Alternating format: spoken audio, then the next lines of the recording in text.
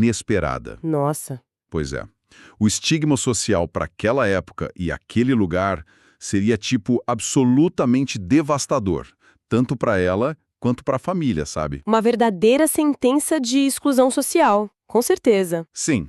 Então, a questão é, como uma comunidade tão pequena, tão amarrada, absorve esse tipo de choque moral? Como eles lidam com isso sem se despedaçar ou banir a pessoa e acabar com a estrutura da vila? É aí que entra a magia da coisa, né? A saída que eles encontraram foi, bom, colocar a culpa num golfinho de água doce. O famoso boto cor-de-rosa. Ele mesmo, que nas noites de lua cheia supostamente vira um homem super sedutor de chapéu branco e seduz as moças. É uma saída fascinante, não acha? Muito, porque resolve o problema prático. Exatamente, a lenda não surge do nada, tipo num vácuo. Ela opera quase como um amortecedor sociológico. Um amortecedor, gostei desse termo. É um mito preenche uma lacuna, cria ali uma narrativa mágica que permite à comunidade inteira lidar com um tabu pesado, evitando o conflito direto, sabe? Evita a ruptura daquele tecido social que você mencionou. E é com esse olhar, sabe, menos romantizado e muito mais investigativo que a gente começa a nossa imersão de hoje. Muito bem-vindos a quem nos acompanha. Isso aí, sejam todos bem-vindos. Nós vamos destrinchar hoje um material riquíssimo, que é o Caderno Pedagógico sobre o Folclore Brasileiro. Um projeto belíssimo. Sim, foi organizada de forma brilhante pela Maria Aparecida de Almeida. E a ideia central aqui não é tratar o folclore como aquele livrinho empoeirado de contos infantis, sabe? Aquele que a gente lê na escola e depois abandona. De jeito nenhum. O que esse material faz muito bem é justamente tirar o folclore daquela prateleira do exótico ou do puramente pitoresco. A nossa lente hoje é observar o folclore como uma ferramenta prática. Uma ferramenta de sobrevivência, de ordem social e de resistência. É olhar para o folclore como um organismo vivo, né? Quando a gente analisa as culinárias, as lendas, as festas que o caderno detalha, a gente percebe que está diante de uma verdadeira tecnologia social. E o mais interessante do trabalho da Maria Aparecida de Almeida é como ela empacota tudo isso. Ela estrutura o material para a sala de aula de hoje. Sim, alinhando toda essa herança gigantesca à Base Nacional Comum Curricular, a famosa BNCC. Não é? Onde o físico se encontra com a celebração, que é a comida e as festas. O mapa do Brasil através do paladar e da fé. Exato. Lendo a seção sobre culinária regional, algo me chamou muita atenção. O material mapeia pratos do Brasil inteiro, do acarajé na Bahia ao churrasco no sul. Mas eu queria focar no norte. Certo. Especificamente no pato no tucupi e na sopa de turu. Nossa, excelentes exemplos para ilustrar esse nosso ponto de partida. O tucupi, para quem não tem tanta familiaridade, é aquele caldo amarelo extraído da raiz da mandioca brava. E olha, a palavra brava aí não é figura de linguagem. Não mesmo, é literalmente venenosa. Sim, contém muito ácido cianídrico. É letal. E é aí que eu acho que a gente falha quando apenas faz uma lista de comidas típicas, sabe? Sem entender o mecanismo por trás. Vira só um menu. Exato. Fazer tucupi não é só uma receita culinária. É um processo de engenharia química puro, desenvolvido pelos povos indígenas. Com certeza, eles descobriram como ralar a raiz, prensar num instrumento chamado tipiti, né, para tirar aquele líquido. Sim, e o mais importante, ferver esse caldo tóxico por dias. Eles fervem até que o veneno evapore completamente. É fascinante a transformação de uma ameaça letal em um conservante natural e numa base nutricional riquíssima. Genial. Então, quando o caderno pedagógico traz o pato no tucupi para a sala de aula, ele está, na verdade, documentando a genialidade adaptativa de populações inteiras. Populações que precisavam encontrar sustento num ambiente incrivelmente hostil e complexo, como é a floresta amazônica. É como se o folclore fosse um caderno de receitas colaborativo gigante, onde cada estado adicione um ingrediente baseado na sua geografia. A comida carrega a história da domesticação daquele ambiente. Perfeito. E isso transborda diretamente para a forma como essas pessoas se reúnem, como elas celebram. As festas e a fé. Isso. O material detalha profundamente as festas populares. Menciona as festas juninas, o Corpus Christi, o Círio de Nazaré no Pará, mas tem uma passagem sobre a Bahia que... A lavagem do Bonfim. É essa mesma. Olha, essa história me fez parar e reler. A origem documentada lá diz que tudo começou em 1804. Um devoto sobreviveu à Guerra do Paraguai e, como promessa por ter voltado vivo, jurou lavar sozinho a igreja.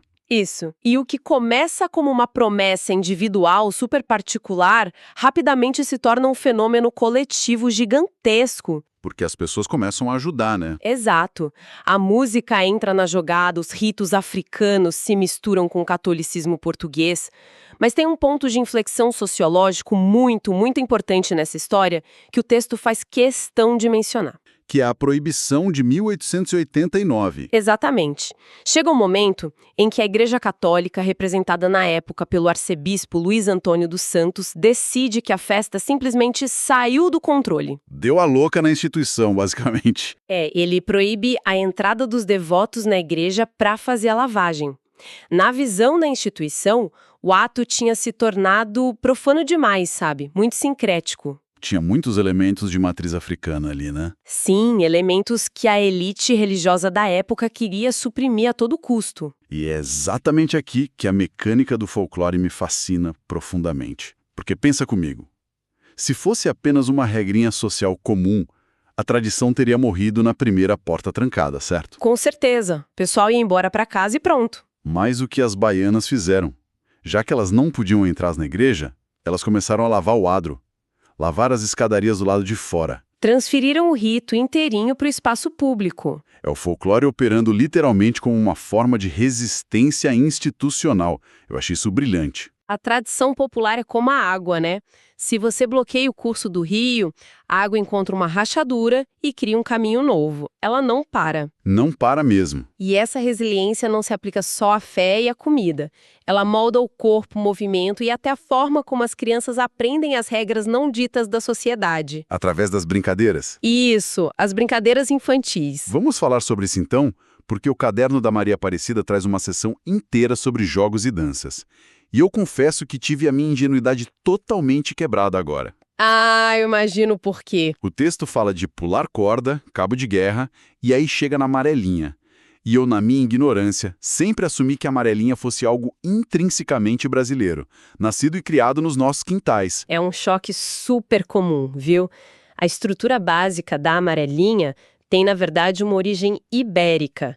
E versões bem parecidas dela existem em várias partes do mundo, olha só, desde a Roma Antiga. Caramba, Roma Antiga? Sim, mas o que o caderno ilustra maravilhosamente é como o folclore importa e adapta essas estruturas. Me lembra muito o conceito de software de código aberto na tecnologia. Sabe aquele open source? Como assim? A amarelinha é tipo software básico. Pular num pé só, empurrar uma pedra e alcançar o céu no final do desenho. Qualquer comunidade pode baixar esse código e alterar a interface do usuário para fazer sentido na sua região. Nossa, ótima analogia. Em Minas Gerais, por exemplo, o texto diz que ela virou maré. Na Bahia, o pessoal chamou de pular macaco. O núcleo mecânico do jogo continua idêntico, mas a roupagem cultural é atualizada. Essa analogia do código aberto é muito precisa mesmo. E a gente pode aplicar essa exata mesma lógica para as danças que o material detalha. O frevo, por exemplo. O frevo é outro que me surpreendeu. Visualmente, é aquela dança carnavalesca frenética de Pernambuco, super colorida. Mas se você for analisar o código-fonte do frevo, o que você encontra? A capoeira. E a capoeira por si só já é um código super disfarçado, né? Sim. Uma arte marcial letal, disfarçada de dança, para escapar da punição e da vigilância dos senhores de escravos. Perfeito. E o frevo herda diretamente esses movimentos acrobáticos, esses movimentos de defesa, aquele guarda-chuva pequeno e colorido que os passistas usam. Que a gente acha que é só enfeite. Exato. Hoje parece só um adereço turístico bonitinho para tirar foto, mas originalmente tinha a função super prática de manter o equilíbrio durante aqueles saltos violentos, e em alguns casos históricos servia literalmente como arma de defesa em brigas de rua durante o carnaval. Mais uma vez, vemos a estética nascendo puramente de uma necessidade de sobrevivência. Sobrevivência pura. E não é só a sobrevivência do corpo físico numa briga, sabe? Mas a sobrevivência econômica também. Bem lembrado, a parte do artesanato. Sim, o caderno descreve com muitos detalhes as rendeiras de Santa Catarina e do Ceará com a renda de birlos, e a renda de crivo lá em Alagoas. E lendo aquilo cai a ficha de que não estamos falando de um passatempo fofo para senhoras. Não, de forma alguma. Eram mulheres que dependiam da pesca de seus maridos. Exato, enquanto os homens enfrentavam a brutalidade do mar por dias a fio, não sabendo se iam voltar, elas ficavam em terra firme, desfiando o tecido, cruzando linhas naquelas almofadas o dia todo, para gerar uma economia paralela que era absolutamente essencial para a Vira não morrer de fome. A materialidade do folclore é muito pragmática. Demais. E o que é super interessante é que essas horas intermináveis tecendo rendas ou aquelas noites inteiras de trabalho coletivo nas vilas raramente aconteciam em silêncio. Tinha muita conversa, né? Muita. O trabalho manual coletivo é o terreno mais fértil possível para a tradição oral florescer. É nesse espaço de convivência prolongada que o conhecimento, o humor e, principalmente, o medo do desconhecido são verbalizados e passados adiante. O que nos leva ao próximo ponto do caderno. A sabedoria e o medo em forma de palavras. O texto fala de provérbios, superstições e aquelas parlendas infantis. Rimas tipo unidunité. E eu quero focar nisso. Vamos lá. Lendo o material, eu me peguei pensando tipo, por que a gente passa séculos ensinando rimas sem nenhum sentido lógico aparente para as crianças pequenas? Parece só uma forma de passar o tempo, né? Pode parecer apenas uma brincadeirinha boba, mas as parlendas têm uma função de engenharia social profunda para o desenvolvimento cognitivo e social da criança. Sério? Como assim? Vamos destrinchar o próprio Unidunité. Imagina um grupo de crianças no parquinho.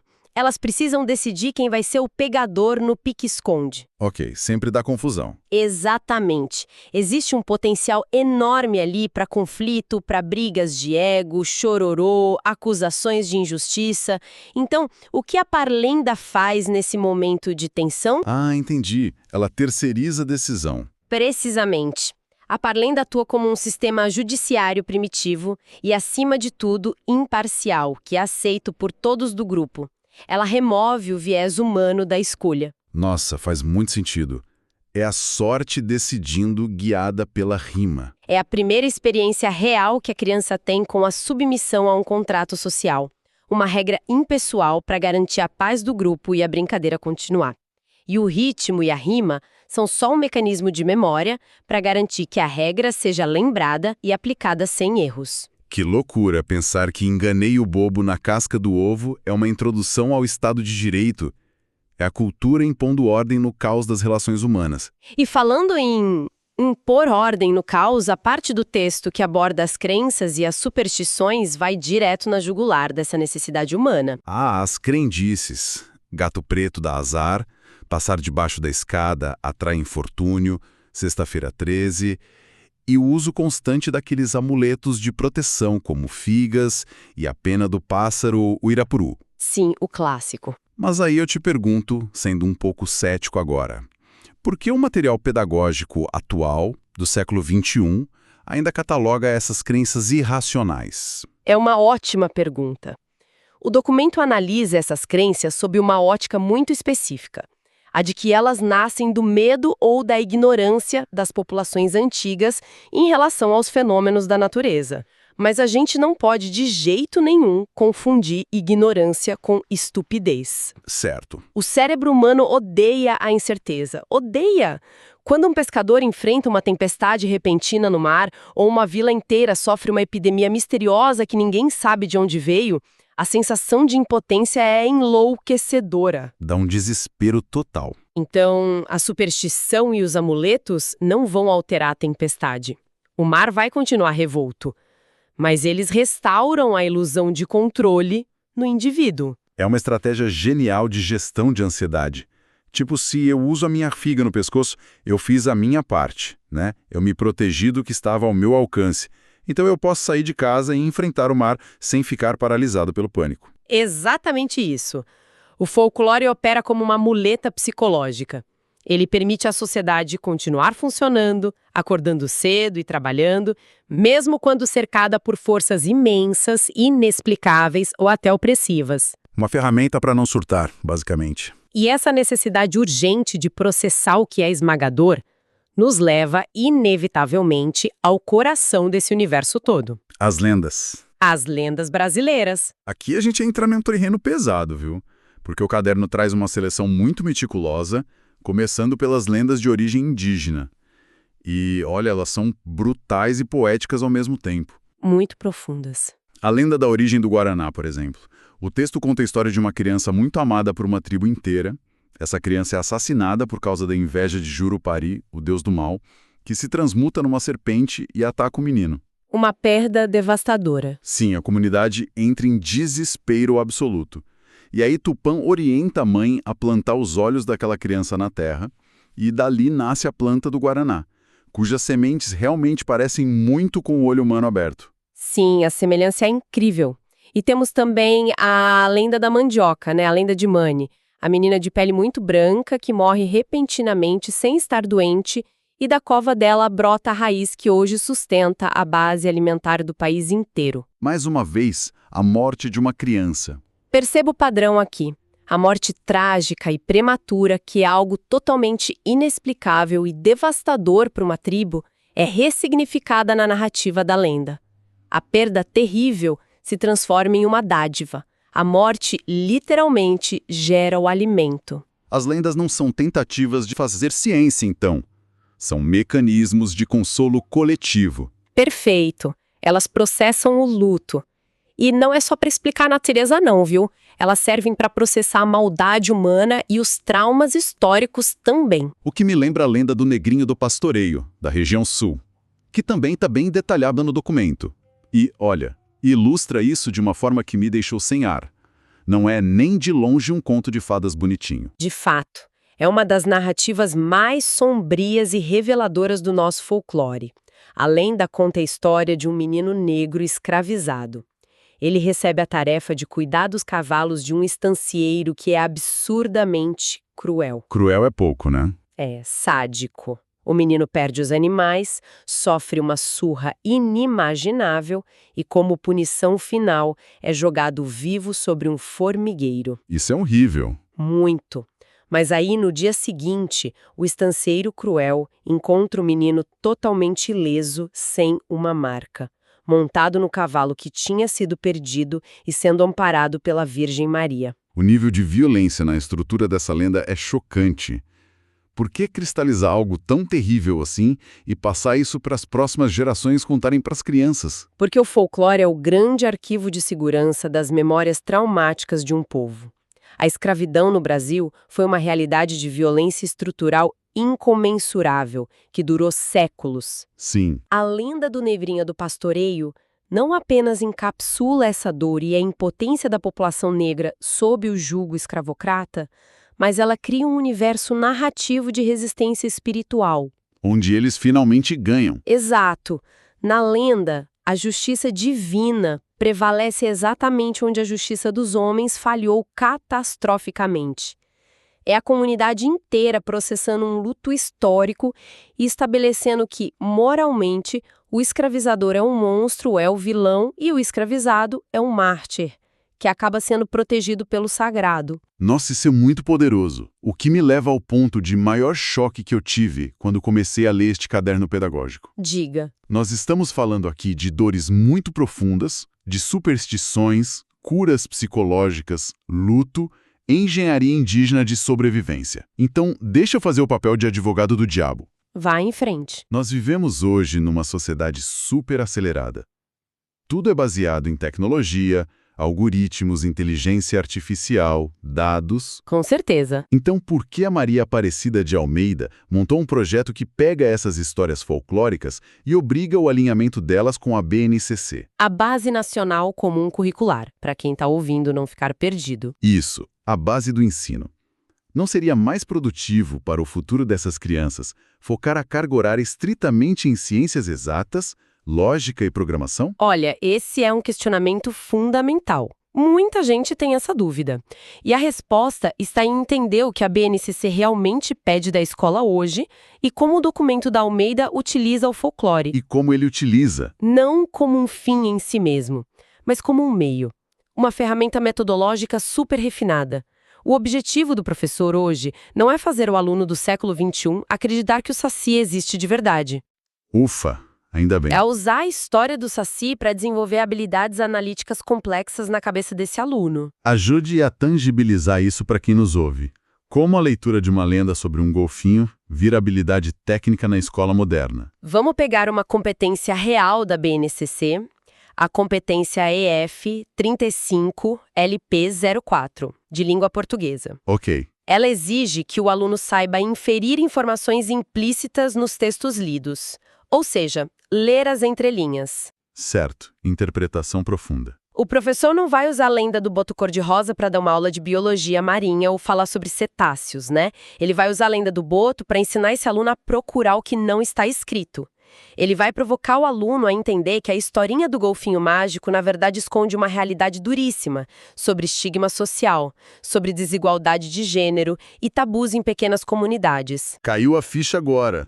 É usar o folclore como um campo de treinamento, tipo uma academia, para o pensamento crítico. Exatamente isso. Porque, pensa bem, se um aluno aprende a desconstruir a lenda do boto e enxergar a motivação social, a engrenagem por trás daquela história, ele está desenvolvendo a mesmíssima habilidade cognitiva que ele precisa para o mundo real hoje. Sim, para analisar criticamente uma notícia falsa no WhatsApp, por exemplo. Ou identificar um viés ideológico num artigo de internet.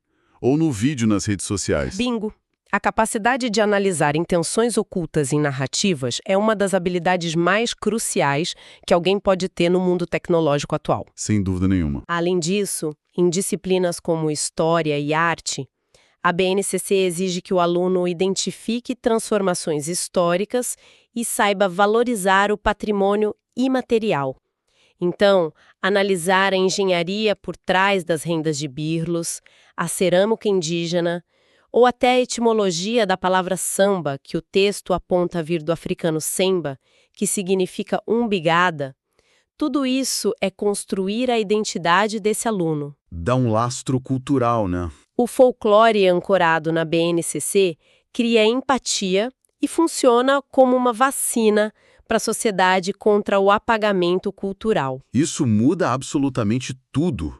O conhecimento tradicional, que parecia coisa do passado, se torna a alavanca principal para o desenvolvimento cognitivo supermoderno. Exatamente. O que nos traz incrivelmente ao fechamento desta nossa imersão de hoje. Passou voando. Quando a gente olha para a extensão do trabalho da Maria Aparecida de Almeida nesse caderno pedagógico, fica cristalino que o folclore brasileiro passa muito longe de ser apenas um agrupamento de fábulas pitorescas para a criança dormir. É muito maior que isso. Nós vimos hoje como a preparação do tucupi é uma ciência química indígena brilhante de sobrevivência. Como a lavagem do Bonfim exemplifica a adaptação engenhosa do povo diante de uma repressão institucional severa. E também exploramos como a Amarelinha, igualzinho a um software de código aberto, adapta sua interface para cada região do Brasil, mas mantém firme sua função principal. E constatamos como o Unidunité opera ali como um contrato social em miniatura, organizando a justiça, as regras entre as crianças pequenas. E talvez o mais profundo de tudo para mim hoje, vimos que as lendas como a do Guaraná ou a do Negrinho do Pastoreio são formas estruturadas por gerações para curar traumas coletivos, formas de ressignificar tragédias imensuráveis e trazer a justiça divina quando a justiça dos homens simplesmente falha. Resumiu perfeitamente. E tudo isso sendo convertido hoje em um material didático totalmente alinhado às exigências pedagógicas modernas, provando que decifrar o passado ainda é a melhor forma de afiar o raciocínio crítico para o futuro das nossas crianças. Bom, se me permite, a análise de todo esse riquíssimo documento deixa uma provocação inevitável para quem estiver ouvindo refletir agora. Por favor. Ficou claro para nós que o folclore não é um acidente, né? É a criação incessante do espírito humano para dar algum sentido ao caos, para lidar com medos que a gente não sabe explicar e processar tensões sociais. Sendo assim, o folclore não acabou. Não mesmo. Ele está acontecendo agora, do nosso lado. A grande questão é, daqui a 50 ou 100 anos, quais serão as lendas urbanas, os novos amuletos ou os mitos que os sociólogos dirão que nós criamos hoje? Hoje, no auge da era digital e hiperconectada. É uma excelente pergunta. O que estamos criando para tentar acalmar as nossas ansiedades mais profundas frente à inteligência artificial, ao trabalho remoto ou ao isolamento das telas? Fica aí a reflexão. Que reflexão sensacional. Fica o convite mesmo para cada um observar o mundo ao redor com essa nova lente e tentar identificar onde é que estão escondidos os botos e sacis modernos nas narrativas do nosso dia a dia. Com certeza eles estão por aí. Bom, agradeço imensamente a quem nos acompanhou por mais essa longa exploração pelo mapa da nossa identidade. Continuemos lendo nas entrelinhas das histórias que nos formam. Até a nossa próxima imersão.